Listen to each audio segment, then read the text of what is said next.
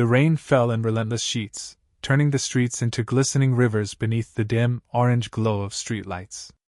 John clutched his thin jacket tighter around his shoulders, his breath visible in the cold air. The duffel bag slung over his shoulder carried all he owned: a couple of shirts, a pair of shoes, and a worn notebook filled with scribbles from a life left behind. His heart pounded with a mix of fear and determination as he approached the flickering neon sign of the Sunrise Motel. The receptionist, a wiry man in his 40s with a perpetual scowl, glanced up as the door creaked open. "Can I help you?" he asked, his tone laced with impatience. John hesitated, his limited English tumbling out in broken fragments. "Looking for work. Any job I clean, I do everything." The man raised an eyebrow, tapping a pen on the counter. "We don't hire just anyone off the street, you know." John lowered his gaze, clutching the strap of his bag. "Please. I work hard. You see." There was a long pause as the receptionist sized him up, the sound of rain filling the silence. "Wait here," he said finally, disappearing into a back room. Minutes felt like hours. John's stomach churned as he imagined being turned away, left to wander the streets in search of shelter. When the man returned, he carried a mop and a set of keys. "You start tomorrow," he said, tossing the items onto the counter. "Pays minimum wage, and you'll do whatever we tell you. No slacking." Relief washed over John as he nodded vigorously. "Thank you. Thank you." He walked out with the keys jingling in his pocket, the rain soaking through his shoes. As he turned toward the staff dorms in the back, John whispered to himself, "This is just the beginning." The night swallowed him, but inside, a faint ember of hope burned, guiding him forward. The mornings began before sunrise, the motel still shrouded in quiet except for the hum of vending machines in the lobby. John slipped into his oversized uniform, its sleeves frayed and stained from years of use. With a mop in one hand and a spray bottle in the other, he started his rounds. The work was grueling. Bathrooms needed scrubbing, sheets had to be stripped, and floors seemed perpetually coated in a sticky residue of spilled soda and grime. John worked tirelessly, each motion efficient and deliberate. He moved unnoticed through the hallways, invisible to the guests who breezed past him without a glance. But John saw everything. He noticed how the receptionist juggled late check-ins, soothing angry customers with practiced lines. He observed the motel manager pacing in his office, poring over receipts and staffing schedules. He watched the cleaning supply deliveries, taking mental notes of what products were used and in what quantities. In the evenings, when his shift ended, John returned to his tiny shared room in the staff quarters. He often sat by the window, gazing out at the cars in the parking lot and imagining the lives of the people who drove them. His roommate, a night shift worker named Carlos, teased him about his long silences. "What are you always thinking about, man?" Carlos asked one night, tossing a crumpled fast food wrapper into the trash. John hesitated before replying, his voice low. "How this place works. Why people come here. How to make it better." Carlos snorted. "Better? This is just a hole for people passing through. Nobody cares." But John did. Somewhere in his heart, he carried the faint beginnings of an idea, something that would take years to form but had already planted its roots. The room was quiet except for the scratching of a pencil on paper. John hunched over his small desk, a dim bulb casting his shadow across the wall. His notebook, its pages crinkled and worn, was filled with sketches and notes. He wrote down everything he had observed, how guests checked in, what complaints they made, what seemed to make them stay. There were rough layouts of room designs, notes on pricing, and lists of things he would do differently if he ran a motel. "Affordable, clean, safe," he murmured to himself, circling the words on the page. The idea of owning a motel seemed absurd, almost laughable. He had no money, no legal status, and no experience running a business. But he knew one thing: people like him, immigrants working long hours for little pay, needed a place they could afford. A place where they wouldn't feel judged or unwelcome. Still, doubt gnawed at him. Could someone like him, who started at the bottom, really achieve something so big? His parents' voices echoed in his mind, urging him to be cautious, to avoid risks. But another voice, quieter yet firmer, spoke up. You didn't cross borders and risk everything to play it safe. From that night on, John spent every spare moment refining his idea. He borrowed books from the local library, learning about budgeting, marketing, and customer service. His English improved as he read and practiced, though his accent remained thick. One evening, as he stared at the sketches on his desk, he allowed himself to dream. One day, he whispered, clutching the pencil tightly. One day, I will make this real. The rain outside had stopped, and the stars peeked through the clouds, as if to affirm his quiet declaration. The motel's heartbeat was its office. John made a habit of lingering nearby, finding reasons to mop the floor or dust shelves while listening to the staff handle bookings and solve problems. He watched as the manager balanced the books, muttering about rising costs and tight margins. Hey, what are you staring at? The manager barked one day, catching John's gaze lingering too long. Sorry, sir, John replied, quickly lowering his eyes. Just cleaning. The manager grunted and returned to his work, but John had already noticed the rows of figures and calculations on the screen. He couldn't make sense of all of it yet, but he was determined to learn. Outside of work, John spent hours at the public library, his notebook filling with diagrams and notes. Books on hotel management, small business strategies, and marketing became his companions.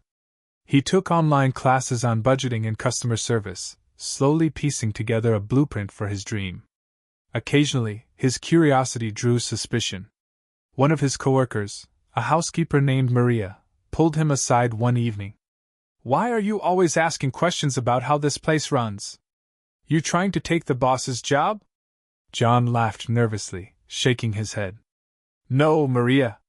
Just want to understand how things work. Maybe for the future. Maria raised an eyebrow but said no more. Meanwhile, John's savings grew, dollar by painstaking dollar. Every extra shift he could take, every corner he could cut in his personal expenses, brought him closer to his goal. Each day, as he mopped the lobby floors or cleaned the vending machines, John saw his future more clearly. He wasn't just a janitor, he was a student, preparing for the next chapter of his life. The day John walked into the government office to apply for a small business loan, his hands trembled. The room smelled of stale coffee, and the clerk behind the counter gave him a skeptical glance as he presented his paperwork. You want to start a motel? The clerk asked, her tone incredulous. John nodded, his voice steady despite the storm raging inside him. Yes. Budget motel. Affordable, clean. For working people. The clerk flipped through his application. You've got a solid plan here, but it's risky. Especially for someone without a financial history. Why should we take a chance on you? John hesitated, then leaned forward. Because I know what it's like to need a place like this. I've worked in motels. I've seen what works, what doesn't. I won't fail. It wasn't the most polished answer, but it came from the heart. The clerk sighed, stamped a paper, and handed it back. You're approved for a starter loan. Don't make me regret this. John's heart soared as he clutched the documents. Weeks later, he found a rundown property on the edge of town, a shabby, forgotten building with peeling paint and overgrown weeds. It was perfect. He worked day and night, cleaning, repairing, and painting. Friends and coworkers pitched in when they could, drawn by his infectious determination. The grand opening was modest, a single banner and a simple ad in the local paper, but to John, it was the culmination of years of hard work. When the first guests arrived, John greeted them with a broad smile, his hands callous but steady. The motel wasn't much yet, but it was his. The early days of running the motel were harder than John had imagined. Guests complained about everything: thin walls, faulty plumbing, uncomfortable beds. One morning, John woke to find water gushing from a burst pipe, flooding the lobby. Panic set in as he scrambled to shut off the water. Repair costs threatened to wipe out his savings, and he wondered if he had made a terrible mistake. But giving up wasn't an option. John called every plumber in the area until he found one willing to work on short notice.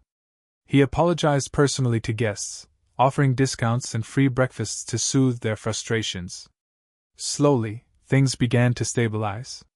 John reinvested every dollar he earned into improving the property. He replaced old mattresses, installed better lighting, and hired a part-time receptionist to help with the growing workload.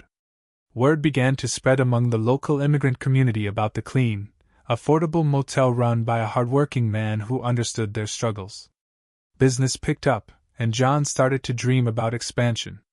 One evening, as he closed the books for the day, John looked around the now bustling lobby. It was far from perfect, but it was alive, filled with the energy of people coming and going.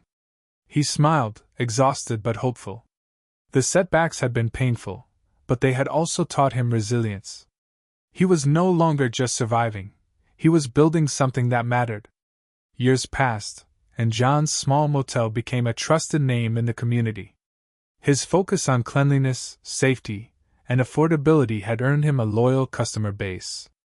With savings and reinvested profits, John purchased a second property, a slightly larger motel closer to the city center. Renovations began immediately. John's experience made him more efficient this time.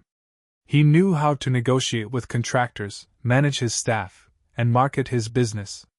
He hired more workers, many of them immigrants like himself, giving them the same chance he had once been given. The grand opening of this second motel was a proud moment. Local newspapers ran a story about the man who had built a small business from nothing, inspiring others in the process. Guests flocked to his motels, drawn by their reputation for comfort and affordability. Expansion brought challenges. With 2 properties to manage, John had to balance maintaining quality with overseeing growth. He often found himself working late into the night, poring over spreadsheets and fielding phone calls. Yet, every time he walked through the halls of his motels and saw them bustling with activity, he knew the sacrifices were worth it. John began dreaming even bigger. He envisioned a chain of budget motels across the state, all offering the same promise: a safe, affordable place for those in need of shelter. His vision, once a faint spark, was now a roaring fire. The recognition came unexpectedly. John received an invitation to a local business awards ceremony, where he was honored as an entrepreneur who had significantly contributed to the community. Standing on the stage, the spotlight warming his face, John took a deep breath. He held the plaque in his hands and gazed out at the crowd, a mix of business leaders, community members, and his employees. "Thank you," he began, his voice steady but emotional. "I came to this country with nothing but hope and the belief that hard work could change my life. What you see today is not just my achievement, it's the result of a community that believed in giving people a chance." He paused, the weight of his next words heavy. "For years I lived in fear of being discovered as an undocumented immigrant. But I worked hard, paid my dues, and gave back to the community. I'm proud to stand here today, legally recognized as a resident of this country, because of the opportunities one was given and the trust one earned." The room erupted in applause, but for John, the most meaningful moment came afterward, when a young man approached him. "Your story gives me hope," he said, his voice trembling. "I want to build something like you did." John smiled, placing a reassuring hand on his shoulder. "You can. Just don't ever give up." The office at John's newest property overlooked a sprawling parking lot filled with cars from all walks of life.